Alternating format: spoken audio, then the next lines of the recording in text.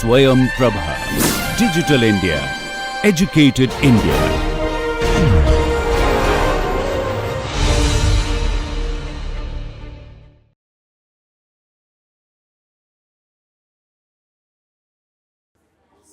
Okay. Uh, we can start about that introduction to biophysics. So, when we are talking about the biophysics, you can already understand. Uh, Maybe the discussion we can do it during the lunchtime. Kids, fine? Okay. You have ample of time to do the discussion. Anyway, I will not take much time. I had to finish everything by 12. Okay. So, it's already 11:30. We had to so when I am talking about okay, when I'm talking about the biophysics, it is the name itself, you can say that it is the biology and the physics associated with it. So what is that, what is biophysics, what is the history behind it, why people has to start a separate division for the biology and the physics intertwined and make it as biophysics.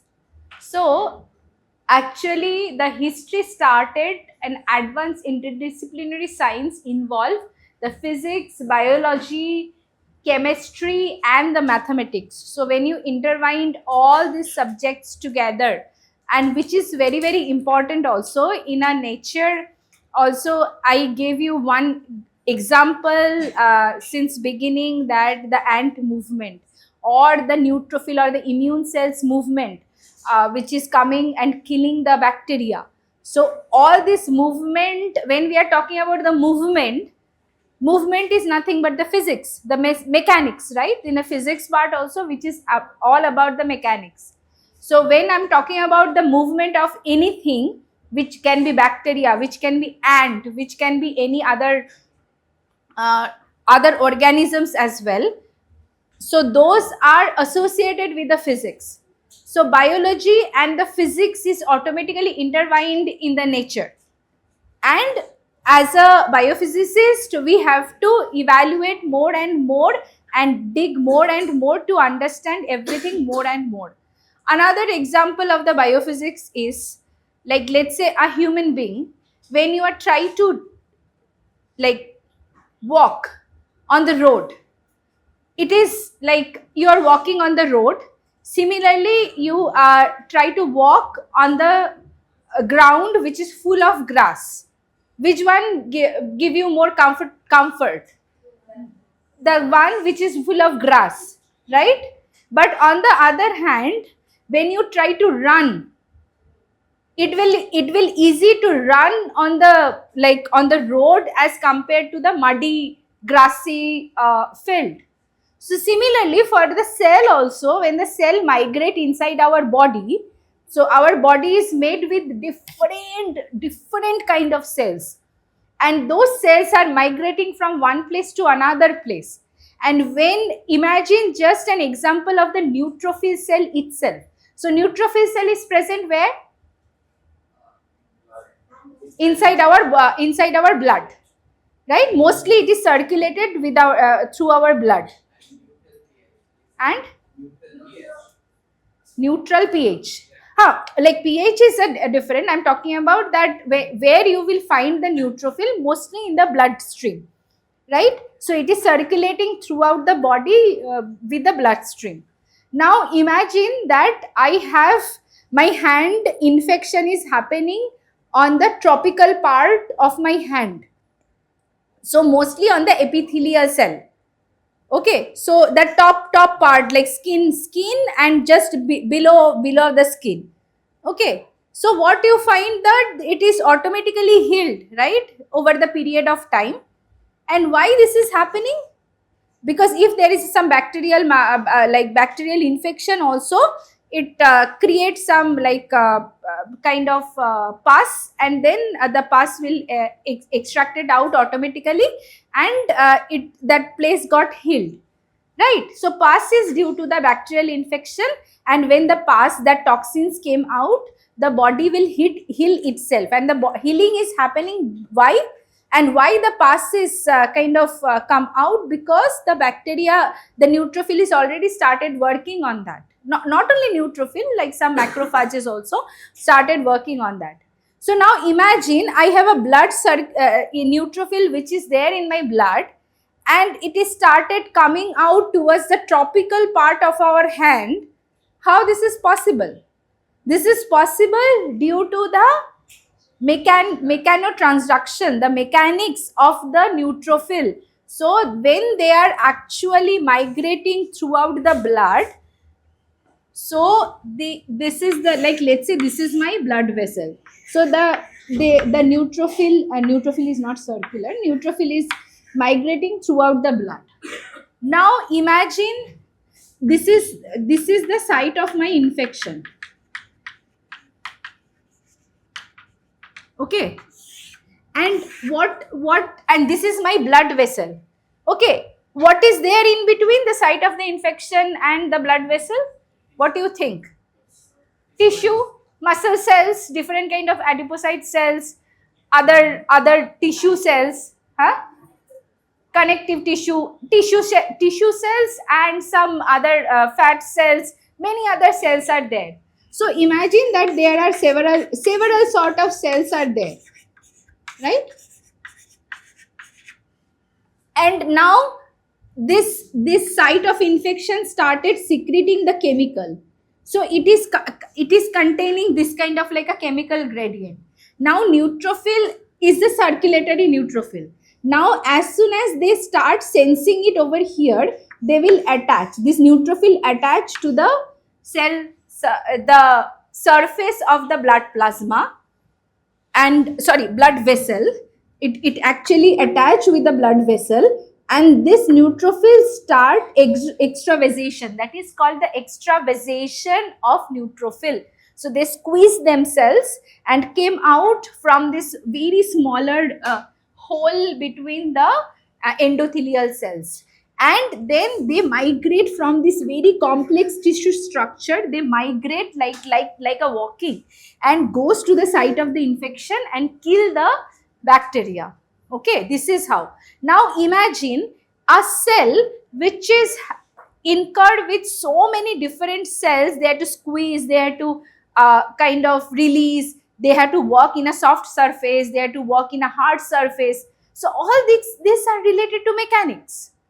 So when we are describing any of the processes, we should know the biophysics also behind it, or the physics behind it. Otherwise, let's say I am planning to make some kind of like a tissue graft. I have some problem in my hand, I need to make some tissue graft. If I don't know the mechanics of the cell, how the cell is migrating, I cannot make the tissue graft I cannot make the tissue graft made with full steel specifically for my hand. So I had to know the mechanics of the cell, how the cell migration, how this endothelial or epithelial cell migrate on top of that tissue graft or any kind of graft. Also at the same time, how the other cell is migrating. So if I don't know the biophysics behind it, I cannot make the material. So when I am talking about any material transplant, it is not only the material people has to be there on board. The person who knows the biophysics also come to the picture. The medicine people has to come to the picture. So that is how it is important to understand the biophysics behind each and every cellular mechanism. Okay, so this is how the biophysics got started. So when it is an interdisciplinary science, involve physics, biology and mathematics. So in 1892, Carl Pearson is that this missing link between the biology and the physics named as a biophysics. So this is how the biophysics started. Okay, and actually in 1943, Aaron Schrödinger got the Nobel Prize about the about the experiment related to the biophysics. And then the biophysics lab were developed, and then finally this Francis Crick. Who is Francis Crick? Watson and Crick's model, yes, the double helix. So he is that particle physicist who came into the biologist. So you should know the physics structure. So that is how he is able to know that, because before that already Rosalind Franklin have already saw the structure, but she don't know what does it mean. But later, as Francis Crick was transit from the physics to biology, he was kind of understand that this is actually the helical structure of the DNA. Okay, and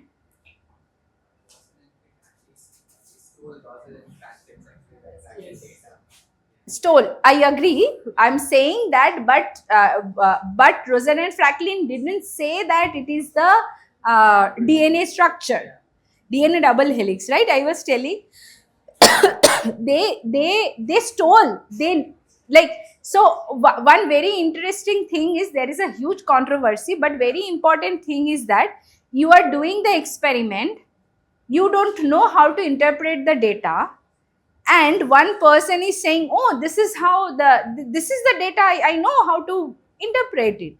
So that is how the everything. So what the Francis and the Watson and Crick also contribute a huge, but they should give the credit to Rosalind Franklin as well. Yeah, because from their structure only, from her structure only, they develop it. But that is a controversial things. I am not coming into the picture. But what I am saying that the interpretation is possible only because if you have the knowledge. Okay, because Rosalind Franklin have already seen that, right? But she didn't rephrase it as rephrase it as a double helix. Right? So what is biophysics? So biophysics is an interdisciplinary science that explains the law of principle of physics which govern various biological processes. As I said, that cellular migration, when migration comes into the picture, we can consider it as a biophysics. Similarly, the structure, like many protein structure, the protein structure is derived from the NMR. That is also denoted as a biophysics. Okay, so the structure related to the physics, the structure is coming from the biological material, that is what it is, a biophysics.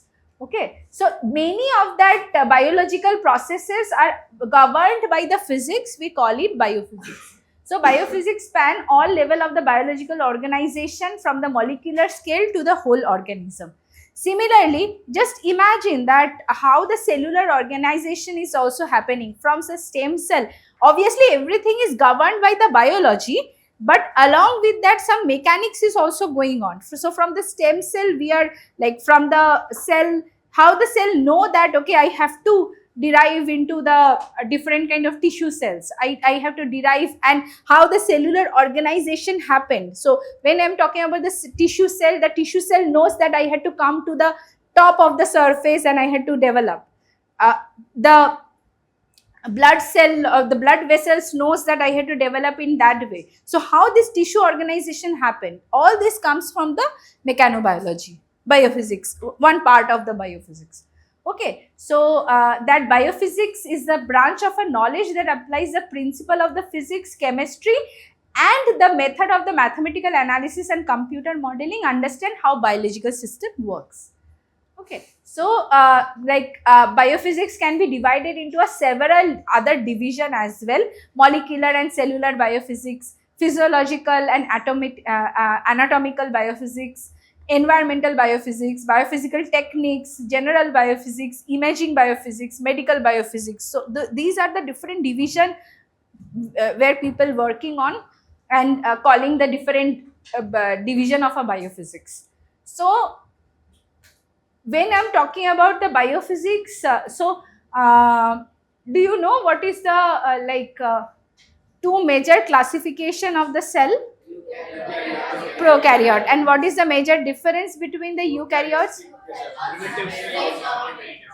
Sorry? Yeah, that is a major difference, that it has a membrane bound organelle. Prokaryote doesn't have the membrane bound organelle. Huh? Very defined nucleus. Ribosomes are there. Yes. So basically one major difference is about the nucleus, and the membrane bound organelles are there in the eukaryote. So when I am talking about the biophysics of eukaryote, this will give you some sort of an idea how we can relate the biological behavior into the physics related behavior. Such an example, please don't you don't need to read all those very details, but this is some sort of a machine. It's called like a Brownian ratchet, in which this is some sort of a pulley, and here you put the weight, and you need to turn this pulley, not pulley, this needs to be rotated. Okay, so if you actually apply, if you design it in that way to rotate this one, you can rotate the bigger circle which is associated with this line. A little bit of force is enough to rotate this whole structure. And because it is a structural variation, so similar kind of like a structural variation which can integrate and inside the cell also happened in like many of the biological processes following this kind of like a Brownian ratchet. Okay, similarly inside our organelles we have sorry, not inside our organelles, inside our cytoplasm we have several actin filaments. So it is a little bit tough for you, but actually inside the cell, when we are talking about the when I am talking about inside the cell the cell is fully connected with very long thread. I'm talking about which is inside the cells. Okay, so this is like some kind of like a actin and myosin filament which is give the whole structure. And this kind of filaments can be considered as a twisted cable. So if you just apply the physics behind the twisted cable, you can apply the same physics behind the twisted of this cytoskeleton protein. Yes. So similarly, like as a cross-linked polymer. So if you know the chemistry behind the cross-linked polymer, you can apply the same chemistry for this kind of cross-linked network as well. Okay, so I'm not talking about I'm just giving you an example how you can relate the real life example with the with the phenomena which is happening inside the cell. Similarly, this is an emulsion. What is the emulsion? Do you know? Type of a colloidal solution. Emulsion is not a colloid. It is made with some kind of like a colloid particles in the solution. So emulsion, one of the very good example is the milk. Huh? The fat substances are fully dissolved, not dissolved, it is kind of fully dispersed in the milk. Yes, it is there like a separated part. So if you just keep the milk as it is, you will find the fat molecule, like yellow fat molecule on top of the milk. Okay, so it is like fully associated inside the solution as well. So it is so the emulsion is nothing but a solution with the different kind of polymeric substances. Okay, so this emulsion can be considered as the whole cell, because inside the whole cell also there is a cytoplasm which is a semi-liquid kind of structure having so many organelles fully dispersed here and there, right? So you can imagine our whole cell as a type of emulsion. Then our cell has this bilayer kind of structure, which you can consider is an elastic shell.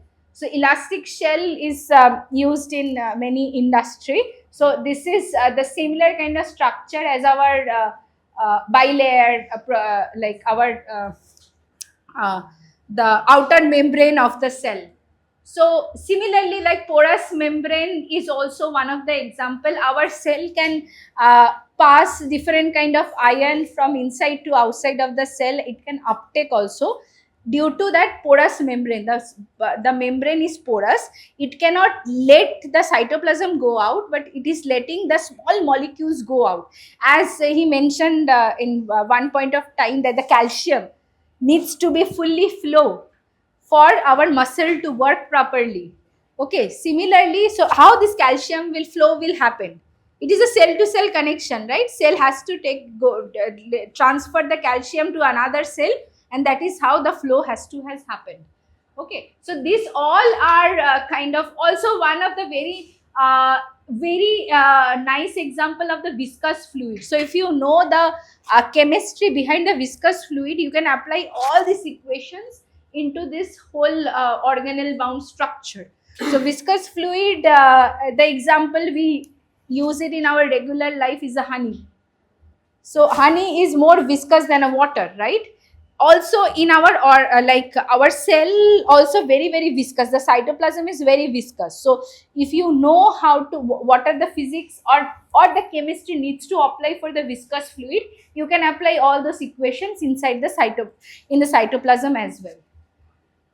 So biophysics is not only the experimental biophysics, most of the time it is associated with the computation also. So many of the student who doesn't have the biology as a minor, computer science has a minor, you are very good at the computation, right? Probably the like writing the code, small code, big code, very good at Python, C++, probably.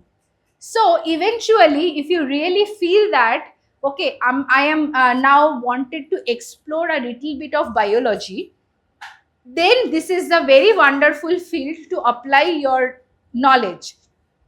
At the same time, you need to understand the biology, but as your computation part is pretty good, you don't have to worry. You can directly jump with this kind of like a analysis. So in case of a like biophysics, we divided all this analysis or the computations into a different scale of this cell. So we started with the quantum to all atom, then coarse grain, then supra coarse grain, and then continuum. What are the different level of this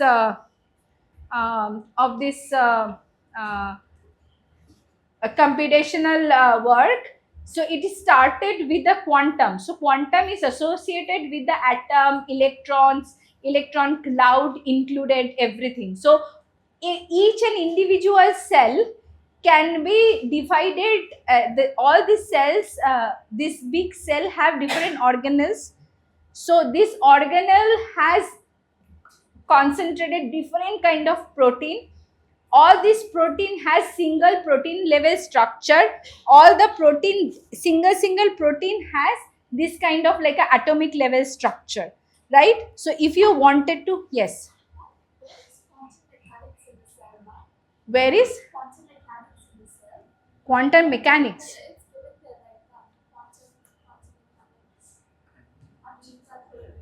Oh, quantum mechanics is there in that cell, in that quantum level. So I will tell you. Okay, so as I said that it is started from the whole cell, then it is started from that, like let's say you just divide the organelle, and inside the organelle there is a huge protein structure, different protein structure. Then from that single protein structure you can go to all atom. Like now this is one kind of like a protein complex which is made with 3-4 protein, and it is one complex. From there individually you can check what is a single protein structure. Okay, so this is like in the length scale, you can see that it is started with the micrometer, some sort of micrometer, to nanometer, to Armstrong level. So similarly, the time scale structure also, the everything is happening in case of like a whole cellular level in the second, and when it goes to the quantum level, it goes to the picosecond. Okay, so that is how this is related to the quantum mechanics as well. So every individual quantum, individual, yes. In your department, you also do stuff relating to the quantum levels. Quantum mechanics, yeah, so exactly that is what I'm telling, that many Another question. yes. So I've read and some people have told me about the protein substrate binding.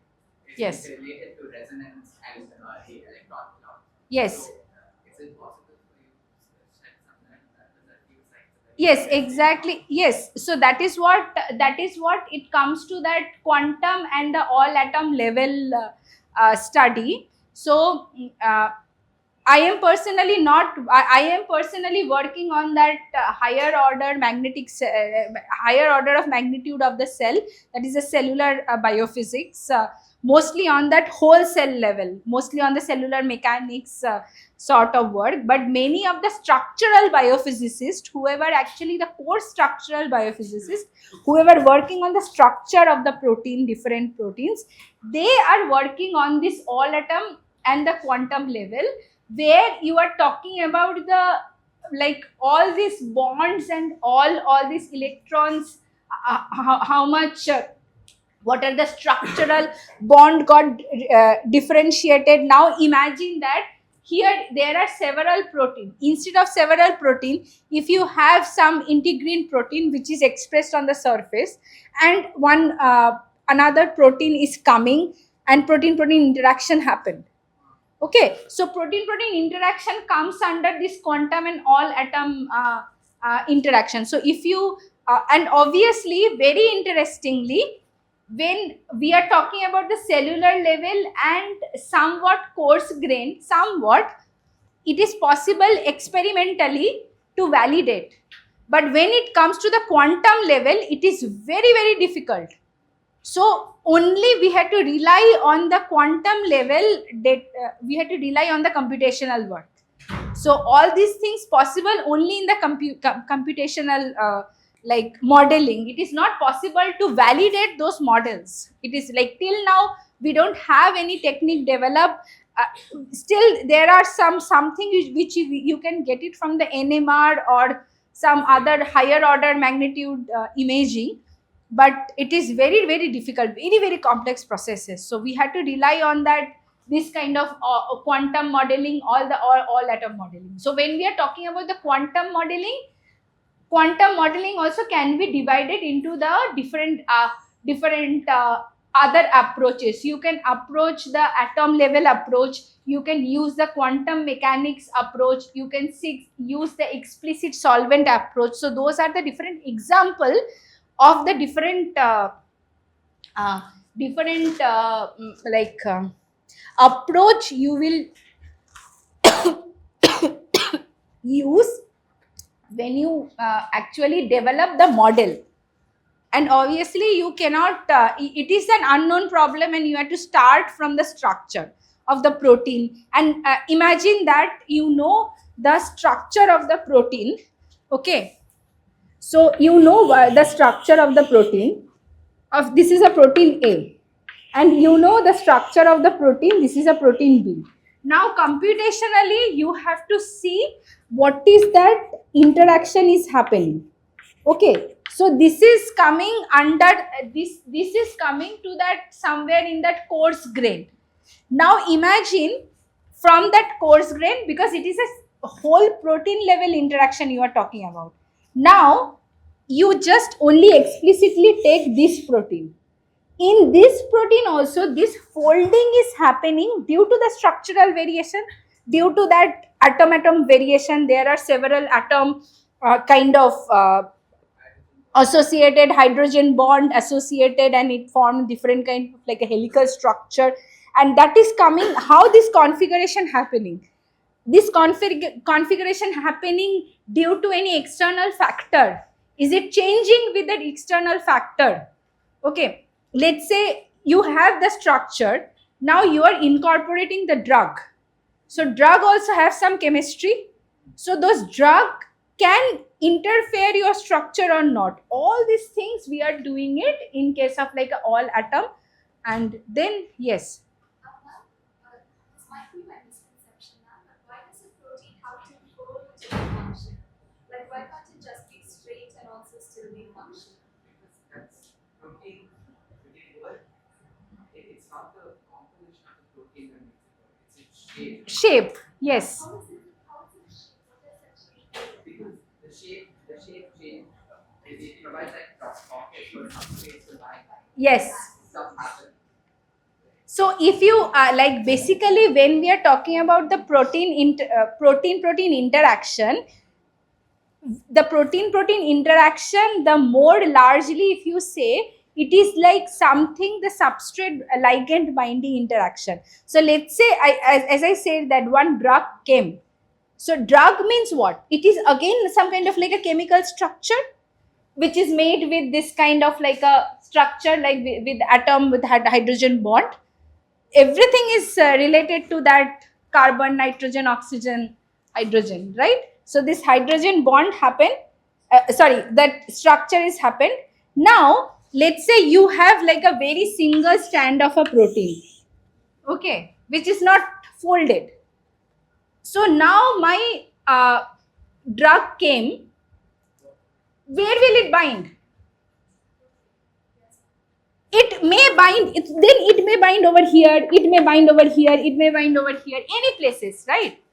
So then it will not be functional. Like how something is bind over here can actually able to kind of control the whole big protein. And protein is not like very short length. It is like a very long length usually. Okay. So when the protein, so basically what happened is when the protein is configured, they form some kind of like a pocket where the ligand come and bind.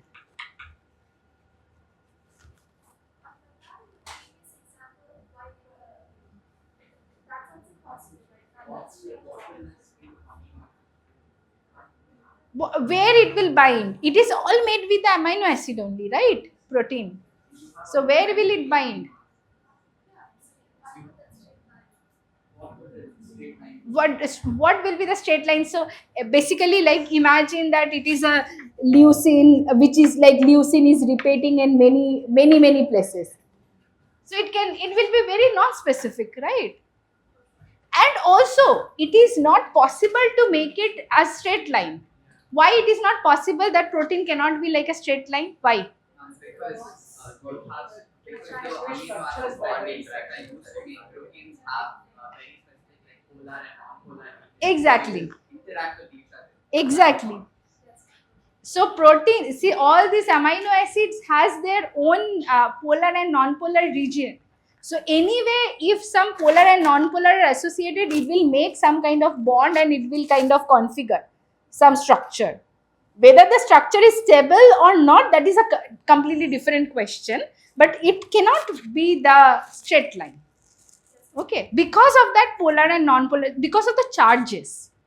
Okay, so that is what as a biophysicist we should know what is the configuration happened. Actually, when we are talking about the continuum model, we had to imagine that any structure which is like a continuous structure, like a DNA, we have to imagine it as a thread.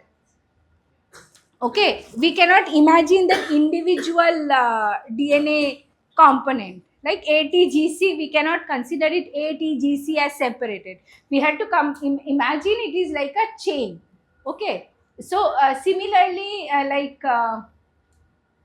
so this I have already told. I just wanted to show you. I don't know whether they have internet, but if it doesn't have the internet, you can please Huh.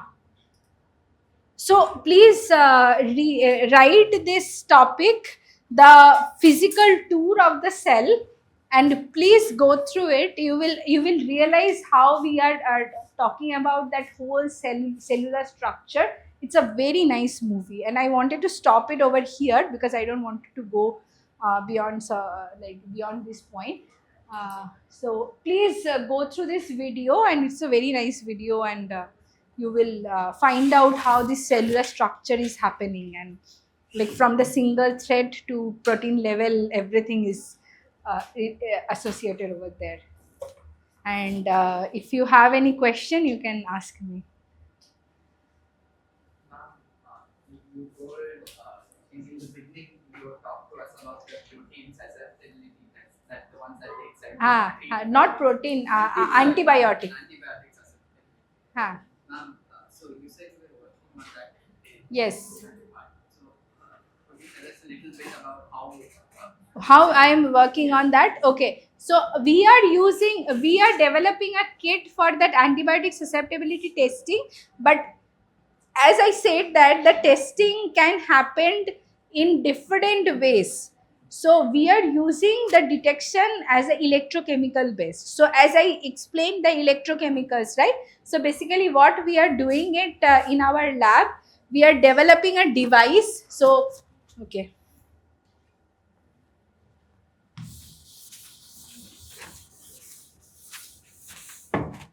So we are developing a device which is like a very simple device made with a glass, and we are making the electrode, in-house electrode in that.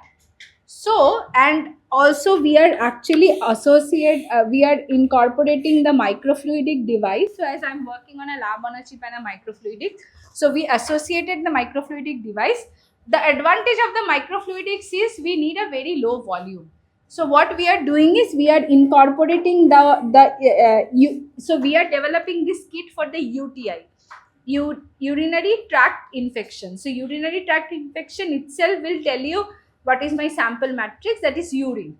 So we are passing the urine. If the urine containing the bacteria, it will entrapped into these electrodes. And now these electrodes are associated. So this is like, let's say, counter electrode, this is working electrode, that is my reference electrode. Okay, so it is connected with the electrochemical impedance, so we call it potentiostat. Okay, so this potentiostat will actually measure what is the potential difference between the reference to counter, reference to working. And but for that we need the electrolyte.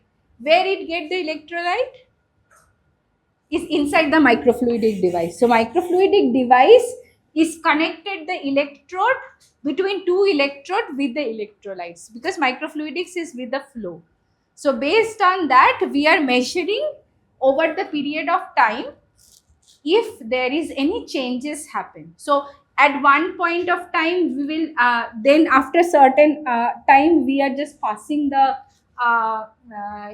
what it is called we are passing the antibiotic, and as the antibiotic goes, antibiotic kill the bacteria, and antibiotic is then we don't see any kind of changes. If the bacteria is not killed, then we see the changes. So based on that changes, we are seeing that we are saying that the like whether the bacteria is susceptible. First, it will tell us whether the bacteria is there. Second, it will tell us that if there is a bacteria, which drug it is resistant, which drug it is susceptible, and then based on that, we are getting the readout within 6 hours. Yeah, now potential difference between these electrodes. Bacteria, and whether the bacteria is growing or not based on that different value. So, okay, the readout is coming like this. So, basically that potentiostat, the readout is coming like a graph. So, if this is, let's say, this is for my control, when there is no bacteria, only for the electrolytes. With the bacteria, with the bacteria it is giving me some this kind of readout. So you can see already the difference is there. And if the bacteria is not growing further, then we will get after 6 hours we'll get the same readout. If it is growing further, growing means it is resistance to the drug, right? That's why it is nicely growing. Then we can see the another data is coming like this. So if there is a data differences like this, we can saying that whether it is susceptible or resistance. Yes. Any other question related to that? Yes. Somewhat related to the lecture, but not this. Yes. How do the cells sense the chemical reaction? Very interesting question. So basically, the cell has cell has the cellular membrane, right? Membrane is usually lipid bilayer. So usually that has that hydrophobic tail with hydrophilic head, and this is how the lipid bilayer happen. So this kind of lipid bilayer is throughout. In that there were several receptors associated, some different structure of the receptor associated in that lipid bilayer throughout that whole membrane. So when the ligand come, ligand means any chemical. So chemical come, if the chemical is, so specific chemical can bind only specific ligand. So if the chemical is circular, then it will bind over here, right? It cannot bind over here, right? So then this receptor will be activated and it will tell, okay, this ligand is there. Okay, so let's say glucose is there, glucose is circular, it can sense that, okay, now glucose is there. Glucose is a good molecule for me, I can go towards it. Now let's say if there is any square molecule, so square molecule will bind over here, the square molecule will not bind on the circle, right? So it based on the different shape of the receptor, it will tell this kind of ligand is there. Many chemical shapes are same also, like many of the different chemicals also may be the circular. So that can also bind it like that. Okay, but it is basically the receptor ligand binding. So receptor is throughout that whole membrane, mostly on the polar region, and then it bind, the ligand bind. Yes.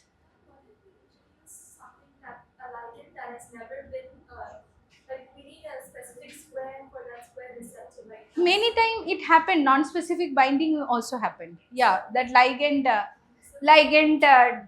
we don't know whether that is the exact structure. Like let's say, like it depends again. If there is some star is there, we don't have any structure which is starred right now, so it will not bind. Okay, but imagine that something about the hexagon, a pentagon or hexagon is there. So hexagon can bind a little bit in this fit. So some non-specific binding can happen. Okay, but obviously star will not bind any of them. So not all the chemicals sensed by the bacteria because of that. Huh? Like we say dopamine and adenosine, Yes. they're very similar. Adenosine and caffeine. Right? Yes. Caffeine can fit Bind, the adenosine receptor, but doesn't activate. Activated, Small. But then the adenosine will only fit that. So it's like by blocking the adenosine receptors. Yes. So receptor ligand binding is also very important to make it in a specific behavior. So sometimes receptor, like many of the similar structure is like people make it so that it can block the receptor, so then none of the important molecule can come and bind, but it will hinder the whole work. So interaction, so along with the binding also interaction is very important. So how it is interacting with the receptor. Okay. Yes. What's the difference between non-specific binding and competitive inhibition? That competitive inhibition is what is happening with caffeine and adenosine. So competitive inhibition, specific binding, So competitive inhibition is like, let's say I have two similar kind of structure, okay, and I am coming and binding with the receptor, and receptor ligand binding, once the receptor is binding, if it is a specific binding, then the binding is like whoever is coming first, it will bind. Okay, so yes. No, but in competitive inhibitor, Yes. it doesn't allow anything to bind. Yeah, because it's Already taken the space. Yeah, because it is already taken the space, it is not allowing the other chemical to bind over here, though it is structurally same. So competitively, like I am faster, so I just block all the receptor. So I will not allow the actual receptor to come. So competitive inhibition is very much happening when we are using different kind of, designing different kind of drug. Okay, and specific binding is the binding that I have the structure which is similar to the structure of my ligand, and I am binding it with the ligand in a specific way. And this example I gave you, right, hexagon, that hexagon can bind with the square, but it will be not exactly fitting. So it is kind of like a with maybe some chemical structure, or somehow it is like very non-specific. So anything, if the square will come, it will just like wash off this hexagon and fit that like that. Okay, so it is like specific versus non-specific. Yes. It's a drug which cannot be detected by the chemosensors. Huh. And that drug is harmful. So does that mean it can just Drug is harmful?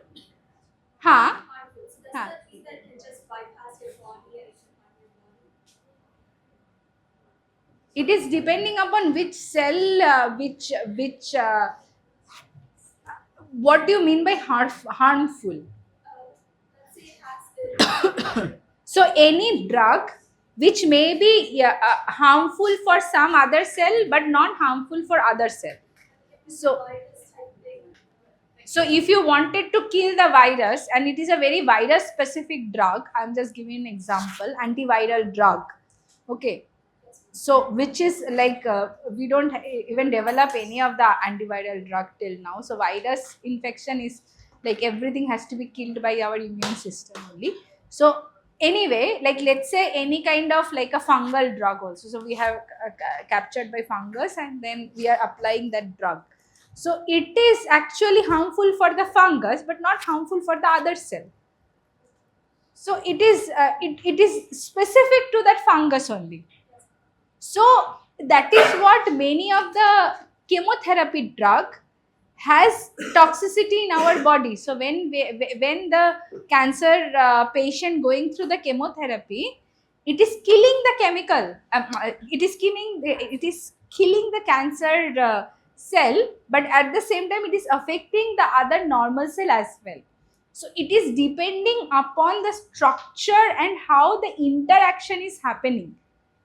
Okay, so it is not like some drug can bypass, it is not affecting anything inside your other cells. Sometimes some drug is affecting the other cell as well, the normal cell as well, like the chemical the drug for the chemotherapy. So when we are using the chemotherapy drug, we can say that the other cells are also compromised. Okay, so yeah, so it is very it is depending upon the design, how you are designing and how effective it is on the other cell as well. If it is killing everything, the cancer cell as well as normal cell, we will not definitely use those drug, right? Because anyway I'll not killed by the cancer, but I will kill by the drug itself, right? So how much effective it is against the cancer cell and how much we can compromise with the other cell also very important, that ratio. Okay. Okay, so I think it is a lunch time, so you can just go and have lunch, and nice and wonderful meeting you in that 3-hour course of journey. Thank you very much. And if you have any question, any kind of curiosity, you can just mail me. I'll try to answer definitely. Okay. Yeah. Okay.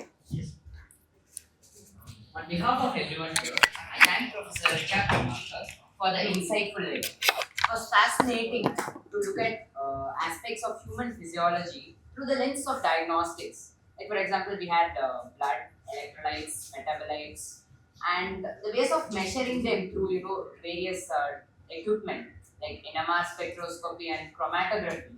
It was very interesting, and also the delve into the domain of biophysics. It certainly gave us food for thought, and I'm sure we've all been left astounded by the insights you have shared with us today, ma'am. Once again, thank you.